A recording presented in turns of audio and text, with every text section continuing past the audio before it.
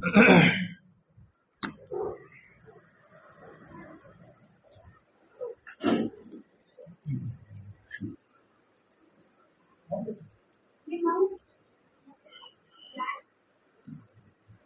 الله الرحمن الرحيم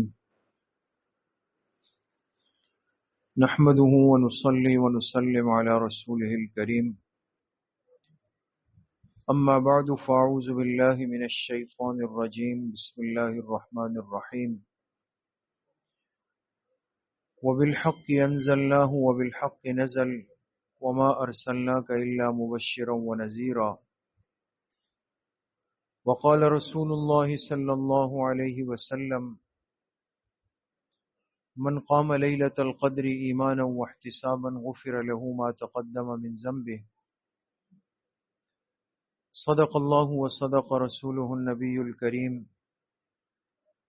اللهم صل على سيدنا ومولانا محمد وعلى آل سيدنا ومولانا محمد وبارك وسلم۔ اللہ رب العزت کا بہت بڑا کرم اور احسان ہے کہ آج کی اس مبارک مجلس میں ہم سب جمع ہیں اور اس مجلس میں شرکت کرنا ہمارے لیے باعث سعادت ہے، اس لیے کہ آج کی یہ مجلس اور یہ جمع ہونا یہ قرآن پاک کی نسبت سے ہے، اور قرآن کریم اللہ پاک کی وہ کتاب ہے جس سے بڑھ کر اس دنیا میں ہمارے پاس کوئی نعمت نہیں۔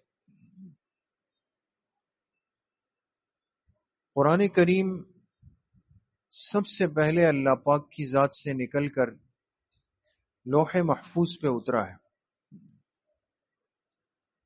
پھر لوح محفوظ سے فرشتے اس کو لے کر پہلے آسمان پر آئے ہیں، اور پھر پہلے آسمان سے اس کائنات کے سردار محبوب کائنات جناب رسول اللہ صلی اللہ علیہ وسلم کے قلب مبارک پر یہ قرآن کریم اترتا رہا۔ کتنے سال تک؟ 23 سال تک۔ وہ 23 سالوں کے اندر قرآن کریم مکمل آپ علیہ الصلاۃ والسلام کے قلب مبارک پہ اتارا گیا، 23 سالوں میں۔ اس وحی کا بوجھ اتنا تھا کہ ہم اس کا تصور بھی نہیں کر سکتے۔ یہ تو پیغمبر علیہ الصلاۃ والسلام کے قلب مبارک کی طاقت ہے کہ جس دل نے وحی کے بوجھ کو برداشت کیا، ورنہ صرف قرآن کی ایک آیت میں اتنی طاقت ہے، اس میں اتنا بوجھ ہے، اتنا زور ہے کہ خود اللہ رب العزت فرماتے ہیں لو انزلنا هذا القرآن على جبل لرأيته خاشعا متصدعا من خشیت اللہ۔ اگر ہم اپنے اس کلام کو کسی پہاڑ کے اوپر اتارتے، پہاڑ پر جو اس دنیا میں انسان کے اعتبار سے سب سے مضبوط چیز ہے، لیکن اس پہاڑ پر اگر قرآن کریم اترتا، فرمایا لرأیتہ خاشعا متصدعا، وہ پہاڑ اللہ کے خوف سے اور اس کلام کی طاقت سے ریزہ ریزہ ہو جاتا، پھٹ جاتا۔ معلوم ہوا کہ پہاڑ قرآن کی طاقت کو برداشت نہیں کر سکتا، لیکن آپ علیہ الصلاۃ والسلام کے قلب مبارک نے اس کو برداشت کیا، تو آپ کا قلب مبارک کتنا مضبوط ہوگا جس نے وحی کے بوجھ کو برداشت کر لیا۔ ایک صحابی فرماتے ہیں کہ ایک مرتبہ آپ علیہ الصلاۃ والسلام آرام فرما رہے تھے، تو بطور تکیے کے آپ کا سر مبارک وہ میرے زانوں کے اوپر تھا۔ جیسے بعض دفعہ انسان کے پاس تکیہ نہ ہو تو کسی کے زانوں پر، کسی کے ران پر سر رکھ دے انسان، تو وہ صحابی فرماتے میں خدمت پر تھا، آپ علیہ الصلاۃ والسلام کا سر مبارک میرے زانوں پر تھا، اور اسی درمیان میں آپ پر وحی کی آمد شروع ہو گئی۔ اب وحی اتر رہی ہے، تو وہ صحابی کیا فرماتے ہیں کہ مجھے ایسا محسوس ہوا کہ میری یہ ران، میرا یہ پیر میرے جسم سے الگ ہو جائے گا۔ اتنا دباؤ اور اتنا زور میرے اس ران پر آیا کہ مجھے لگا قریب ہے کہ یہ حصہ میرے جسم سے الگ ہو کے ختم ہو جائے۔ اب دیکھیں، ایک وحی اتر رہی ہے اور کہنے والے بھی کوئی عام امتی نہیں، صحابی ہے جنہوں نے آپ علیہ السلام کی زیارت کی ہے اور آپ کی خدمت میں ہے، لیکن قرآن کی ایک وحی کے متعلق کہتے ہیں کہ ایران میرے جسم سے الگ ہو جائے گی۔ معلوم ہوا کہ آپ علیہ الصلاۃ والسلام کے قلب مبارک نے اس پوری وحی کا بوجھ کیسے برداشت کیا ہو۔ آج ہم کتنے خوش نصیب ہیں کہ اللہ پاک کا یہ عالی کلام، اتنا اونچا کلام اور اتنی عظمت اور برکت والا کلام، وہ ہم پڑھ بھی لیتے ہیں، اس کی تلاوت بھی کر لیتے ہیں، اس کو ہم اپنے کانوں سے سن بھی لیتے ہیں، اس کو تراویح میں کھڑے ہو کر ماشاءاللہ پورا پورا ختم بھی ہو جاتا ہے۔ اور آج کی یہ مجلس ماشاءاللہ وہ اسی نسبت کی کہ اس مجلس میں، اس جگہ پر ماشاءاللہ حافظ صاحب نے قرآن کریم شروع سے لے کر آخر تک آج مکمل کیا۔ ورنہ دنیا میں کتنی کتابیں ہیں کہ جن کو جب انسان پڑھتا ہے تو بڑی دلچسپ محسوس ہوتی ہے، بڑی اچھی لگتی ہے کہ بھئی اس کتاب کا انداز اچھا ہے، اس کے الفاظ بڑے اچھے ہیں، اس کی تعبیرات اچھی ہے، اس کتاب میں واقعات بڑے اچھے ہیں۔ لیکن آپ خود بتائیں کہ ایک انسان ایک کتاب کو پڑھتا ہے، ایک دفعہ مطالعہ کر کے ختم کر دیتا ہے، وہ کہتا ہے یہ بڑی اچھی کتاب تھی، دوبارہ پڑھوں گا اس کو، پھر ایک دفعہ دوبارہ اس کو پڑھ لیتا ہے، اس کو بڑا لطف آتا ہے، کہتے ہیں پھر تیسری بار بھی اس کو پڑھوں گا، لیکن 2 سے 3 بار بہت زیادہ زور لگائے، چوتھی بار میں آیا تو کیا ہو جائے گا؟ طبیعت اکتا جائے گی۔ اب وہ چیز جو شروع میں بڑی دلچسپ لگ رہی تھی، بڑا لطف اور مزہ دے رہی تھی، لیکن 2 3 4 بار پہ آ کر کے انسان کی بس ہو گئی، ختم۔ اب کیا ہوگا؟ اب یہ کتاب جا کر لائبریری، الماری کی زینت بن جائے گی، اب یہ وہاں پڑی ہوئی ہوگی۔ کوئی کتاب، کوئی تحریر، کوئی مکتوب، چاہے وہ کسی بھی زبان کے اندر ہو، آج تک ایسی نہیں آئی جس کے بارے میں یہ دعویٰ ہوا ہو کہ بھئی ہم اس کو پڑھتے ہیں لیکن ہمارا دل نہیں اکتایا۔ انسان اکتا جاتا ہے۔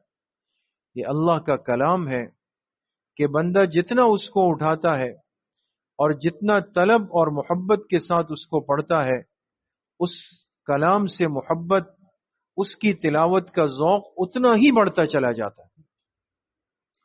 آج تک کوئی مسلمان ایسا نہیں پیدا ہوا ہوگا، باوجود اس کے ہم بہت کمزور ہو گئے، کہ نعوذ باللہ کسی نے یہ کہا ہو کہ بھئی میں تو قرآن پڑھ پڑھ کے تھک گیا۔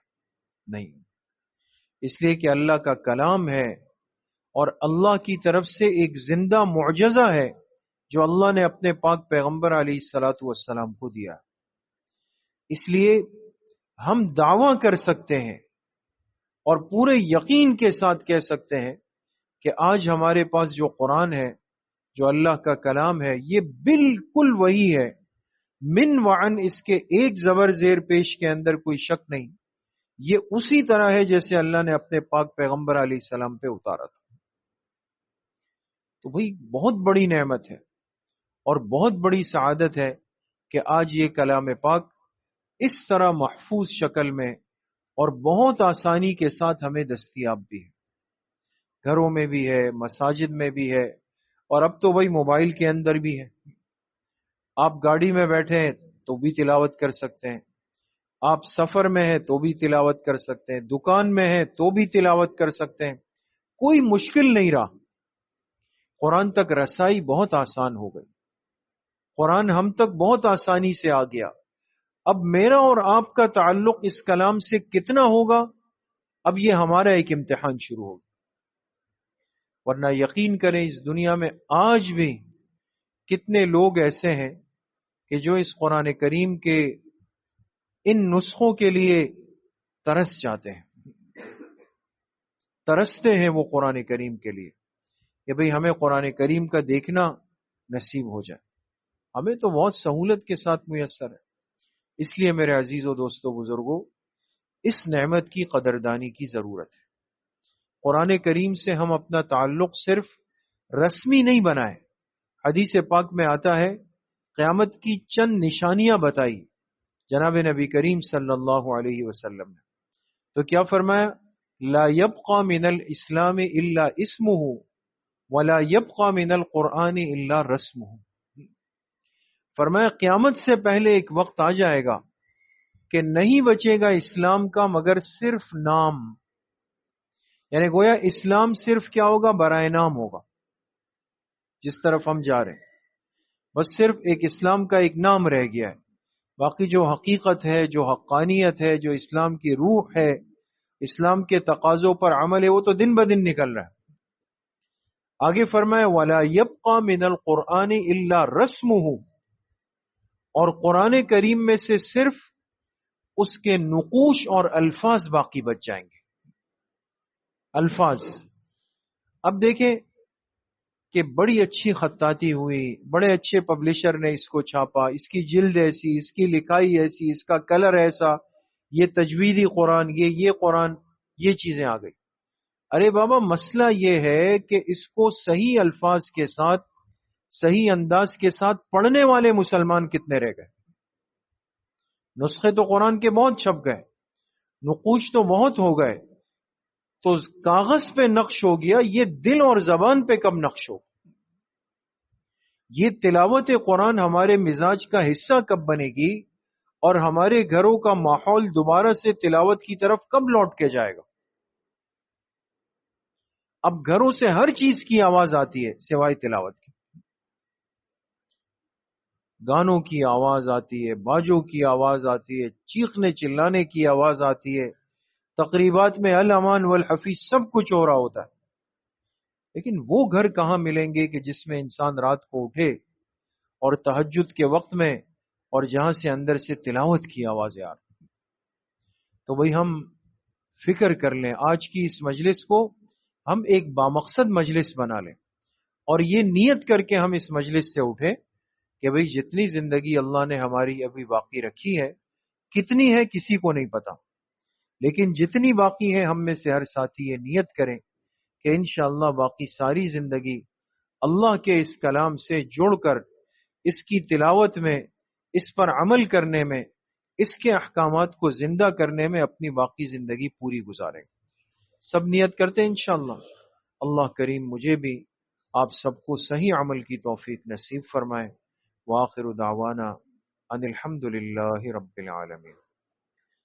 الحمد للہ رب العالمین والصلاة والسلام علی سید الانبیاء والمرسلین سیدنا و مولانا محمد وآلہ واصحابہ اجمعین.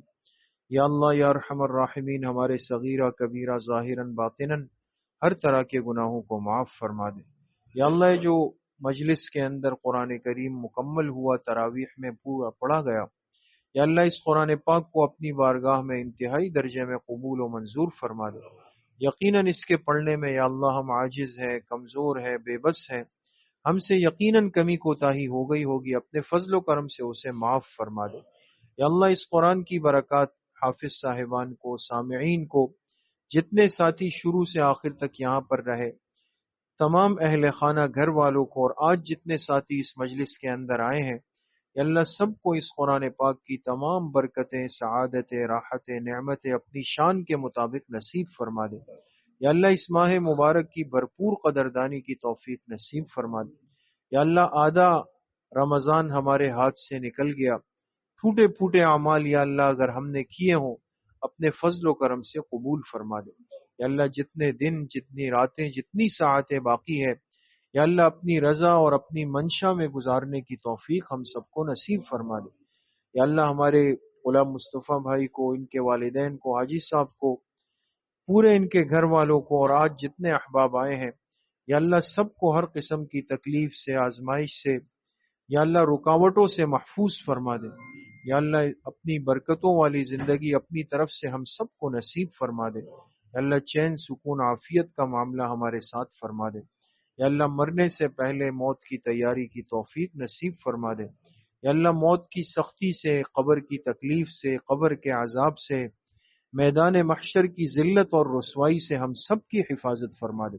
یا اللہ قیامت کے اس سخت دن میں اپنے عرش کا سایہ ہم سب کو نصیب فرما دے، بلا حساب و کتاب جنت الفردوس نصیب فرما دے۔ اپنے پاک پیغمبر محبوب کائنات صلی اللہ علیہ وسلم کی شفاعت یا اللہ ہم سب کو، ہمارے والدین کو، ہمارے بڑوں کو، چھوٹوں کو، ہماری نسلوں کو نصیب فرما دے۔ ہم سب کا خاتمہ بالایمان و بالخیر نصیب فرما دے۔